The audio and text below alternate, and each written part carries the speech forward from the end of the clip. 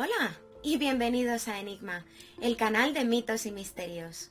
En algunos casos de encuentros cercanos y eventos de abducción, los testigos pueden comunicarse con las extrañas entidades que se presentan, en ocasiones hablando el mismo idioma, siendo que en algunos testimonios los seres implicados parecen haber hecho uso de algún artilugio a modo de traductor. Pero en otras experiencias incluso se ha manifestado que la comunicación se produjo de forma telepática. Pero, ¿qué es lo que estas entidades tienen que manifestar a las personas con las que se encuentran? Normalmente parecen mostrar cierta preocupación por el futuro del planeta y se suelen dar avisos sobre nuestro porvenir si la situación se descontrolara y no se cuidara el medio ambiente, haciendo también referencias y advertencias sobre el uso de armamento nuclear. Sin embargo, existen algunos casos en los que los testigos reciben un mensaje por una vía diferente a las mencionadas, cuyo contenido tiene que ver con otros asuntos no menos sorprendentes. Al respecto de esto, nos vamos a adentrar en las experiencias vividas por David McMurray, quien hacia las 9 de la noche del 15 de septiembre de 1985 conduce desde Guildford en dirección a Farnborough, en Inglaterra, por lo que en su viaje debe de pasar por el área de Banshead-Heath, localizada en los alrededores del condado de Surrey. Vuelve a su casa después de visitar a unos amigos y le acompañan su mujer Susan en el asiento del copiloto y sus dos hijos Paul y Katie, que duermen en la parte de atrás. Transitan por una pequeña carretera rural cuando en un momento dado se encuentran con lo imposible. Al salir de una curva, ante ellos aparece un extraño objeto muy brillante que flota sobre el camino a unos 50 metros de distancia del coche. Tiene forma de disco y es de buen tamaño. De su base, en un lado, parte una luz rojiza y en el opuesto, de color azulado.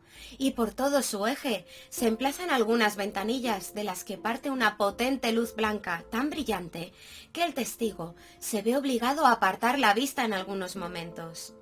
David no ha detenido el vehículo, sino que se está aproximando al objeto.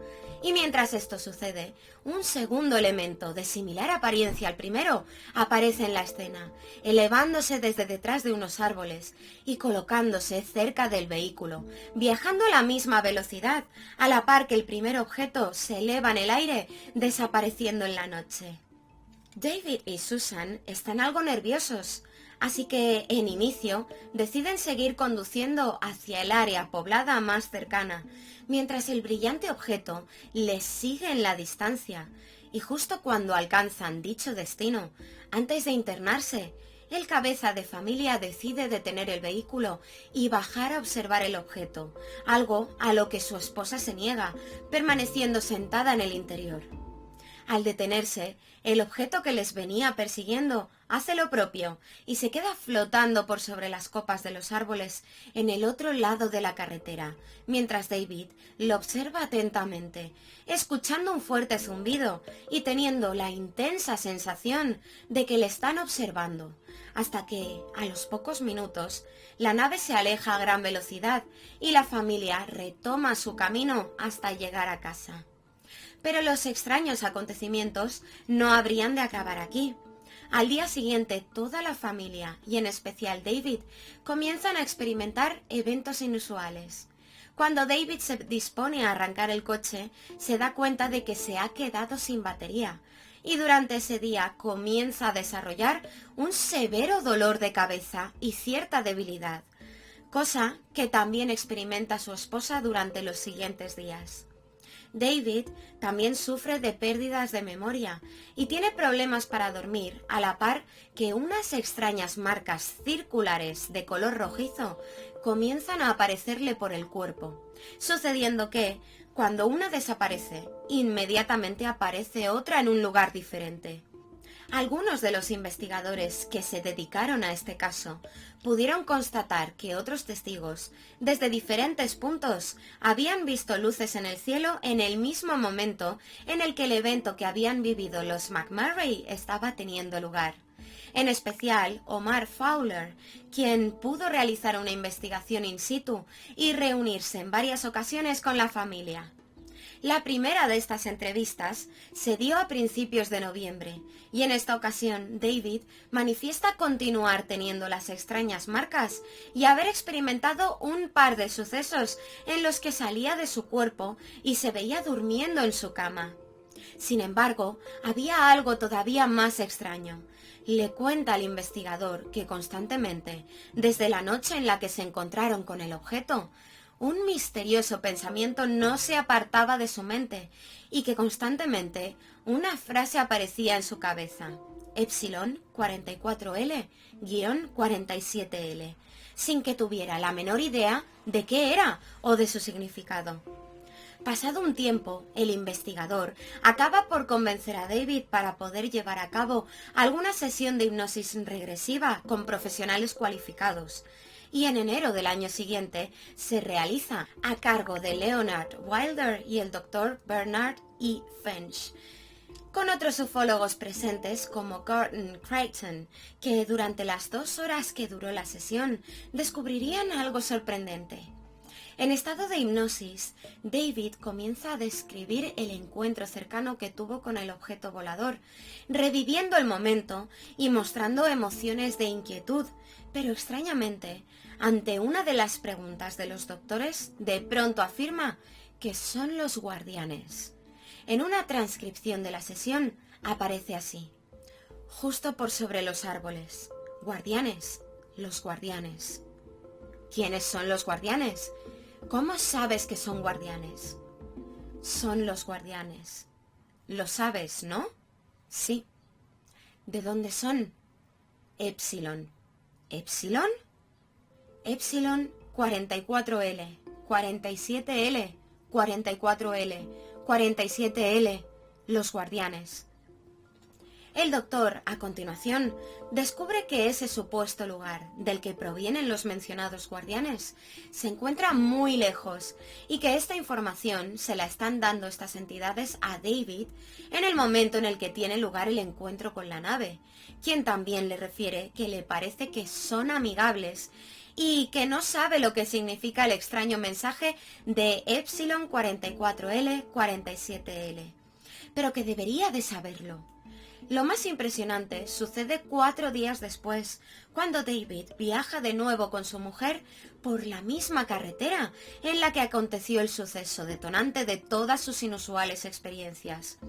Y es que refirió a los investigadores que siempre que pasaba por este lugar volvía a tener el severo dolor de cabeza que le estuvo aquejando tras el primer encuentro. Y en esta ocasión le sucede de igual manera, pero al llegar a su domicilio, como en un estado de trance, va directo a tomar una hoja de papel y comienza a escribir rápidamente sobre ella, dejando un extraño mensaje en una forma de discurso que él no solía utilizar y con una caligrafía que no era la suya, que dice así: Epsilon, localización planetaria, cuadrante 12º. Función primaria, guardianes de planetas.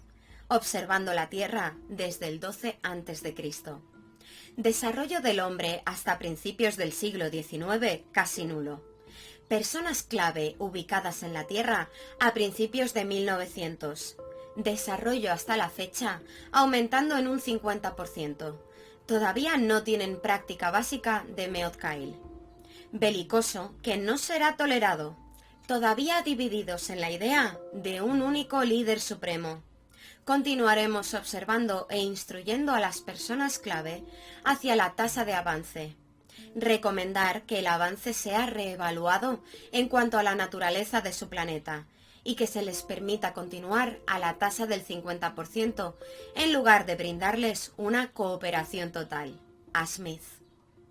Un enigmático mensaje que parece provenir de esas extrañas entidades que se hubieran encontrado a bordo de la nave que estuvo siguiendo a la familia McMurray en la carretera, en el que se explica que ellos son una especie de guardianes planetarios y que llevan supervisando a la humanidad desde hace unos 2000 años. Algo que conectaría con la teoría del antiguo astronauta. También se hace referencia a una singular palabra, cuyo significado es desconocido, el Meotkail, aludiendo a una práctica que no tenemos o no conocemos.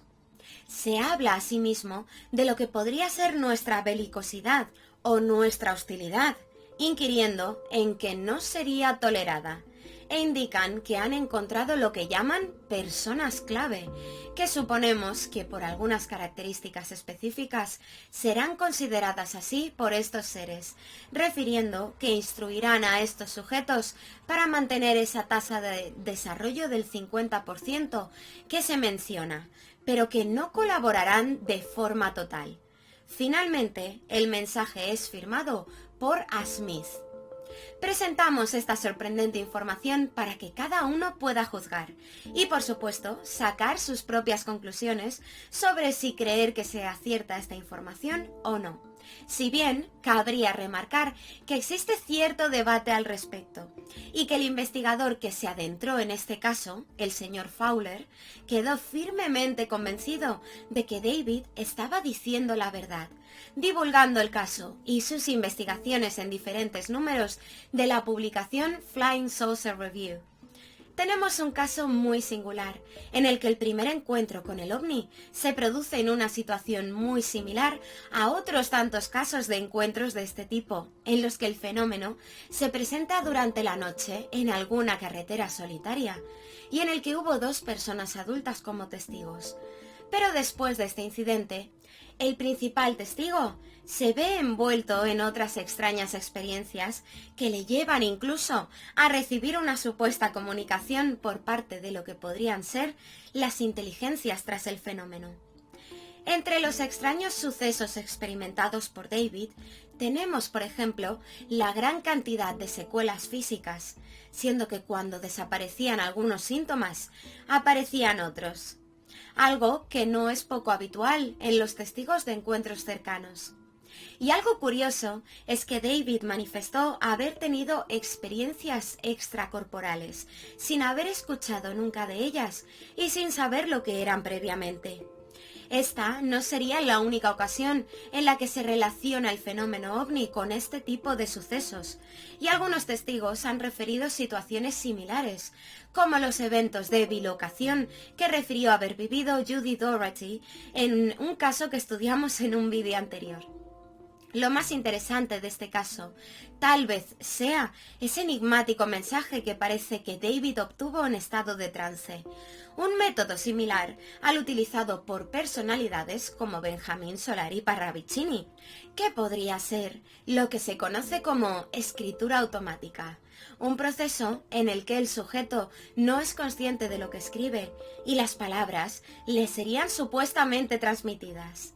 Y si lo que dice esta comunicación es cierto, supondría que existirían seres que vienen observando e incluso hasta guiando a la humanidad desde la antigüedad, haciendo que estos guardianes tal vez se relacionen con esas leyendas del pasado acerca de los vigilantes. Por ejemplo, esos llamados ángeles que aparecen en los textos bíblicos, tanto canónicos como apócrifos, que son los que vigilan, los que guardan y protegen, o incluso se podría relacionar en cierto sentido con los ángeles caídos a los que se hace referencia en el libro de Enoch.